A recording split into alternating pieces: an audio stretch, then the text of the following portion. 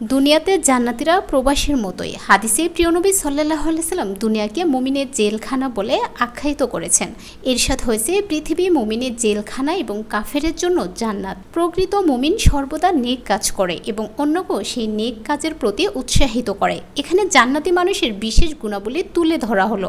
সূরা রাতের 20 থেকে 22 নং আয়াতে আল্লাহ সুবহানাহু ওয়া তাআলা উলুল আলবাব বা জ্ঞানী মুমিনদের 8টি বৈশিষ্ট্য উল্লেখ করেছেন। আল্লাহর সাথে কৃত অঙ্গীকার রক্ষা করা, আত্মীয়র সম্পর্ক রক্ষা করা, আল্লাহকে ভয় করা, পরকালের বিশ্বাস ও ভয় থাকা, আল্লাহর সন্তুষ্টির জন্য ধৈর্য ধারণ করা, নামাজ আদায় করা, প্রকাশ্যে ও গোপনে সাদকা করা, ভালোর মাধ্যমে মন্দের প্রতিরোধ করা। আল্লাহ তাআলা বলেন, তোমার রবের পক্ষ থেকে তোমার উপর যা অবতীর্ণ হয়েছে তা যে ব্যক্তি সত্য বলে জানে সে আর অন্ধ কি সমান? উপদেশ গ্রহণ করে শুধু বিবেক বুদ্ধি সম্পন্ন ব্যক্তিরাই, যারা আল্লাহর অঙ্গীকার পূর্ণ করে এবং প্রতিজ্ঞা ভঙ্গ করে না। আর আল্লাহ যে সম্পর্ক অটুট রাখতে আদেশ করেছেন, যারা তা অটুট রাখে, ভয় করে তাদের রবকে এবং ভয় করে কঠোর হিসাবকে।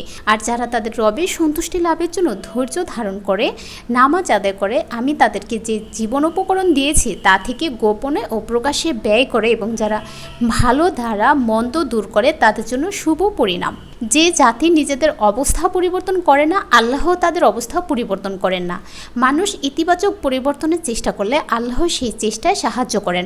আল্লাহ তাআলা বলেন, নিশ্চয়ই আল্লাহ কোনো জাতির অবস্থা ততক্ষণ পরিবর্তন করেন না যতক্ষণ না তারা নিজেদের অবস্থা পরিবর্তন করে। আর যখন আল্লাহ কোনো জাতির মন্দ চান তখন তা প্রতিহত করা যায় না এবং তাদের জন্য তিনি ছাড়া কোনো অভিভাবক নেই।